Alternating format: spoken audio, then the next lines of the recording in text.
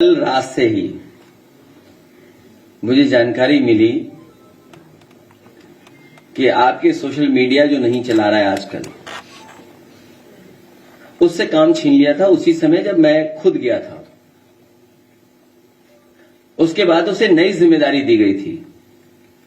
नई जिम्मेदारी ये दी गई कि वो राष्ट्रीय अध्यक्ष बनाए गए व्यापार सभा के मनीष जगन अग्रवाल, और पार्टी की तरफ से जो नाकामी है सरकार की और जो व्यापारियों के सामने संकट और परेशानी है उसको उजागर करें।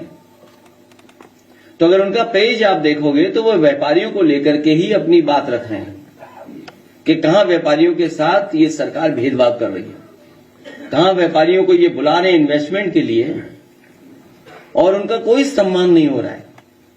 जीएसटी को लेकर के व्यापारी चिंतित है। जब तक वो जीएसटी को समझ पाता है व्यापारी, तब तक सरकार उस जीएसटी को लेने का तरीका बदल देती है और जीएसटी की वजह से और सरकार की मुनाफाखोरी की वजह से और सरकार के जो इलेक्टोरल बॉन्ड की वजह से हमें और आपको महंगाई का सामना करना पड़ रहा है।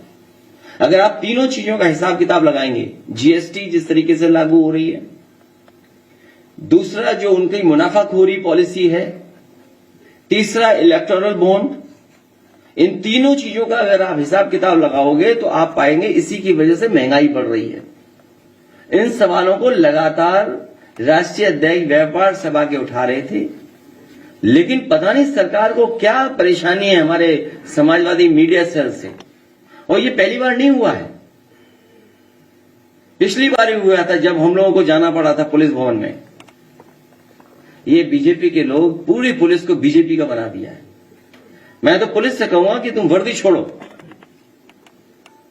वर्दी छोड़ो। समाजवादियों की जो कभी कभी टोपी के बारे में बुला भरा कहते थे, बीजेपी के लोग भी टोपी पहनने लगे, तो वो टोपी लगा करके आप थाने में बैठिए। कमिश्नर वाली प्रणाली का सबसे बड़ा फेलियर आपने अगर कहीं देखा है तो प्रयागराज में देखा है। क्या ये देश और दुनिया में जो बदनामी हुई उत्तर प्रदेश की, क्या भूल सकता है कोई? दुनिया का रिकॉर्ड बनाया है 300 किलोमीटर का जाम। उत्तर प्रदेश और मध्य प्रदेश के मुख्यमंत्री लगे थे जाम खुलवाने के लिए।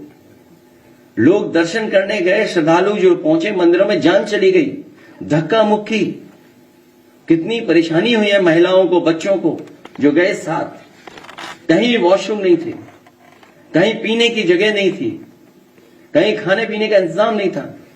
ये वो लोग हैं जो कह रहे हैं कि हम विकसित भारत का सपना देख रहे हैं।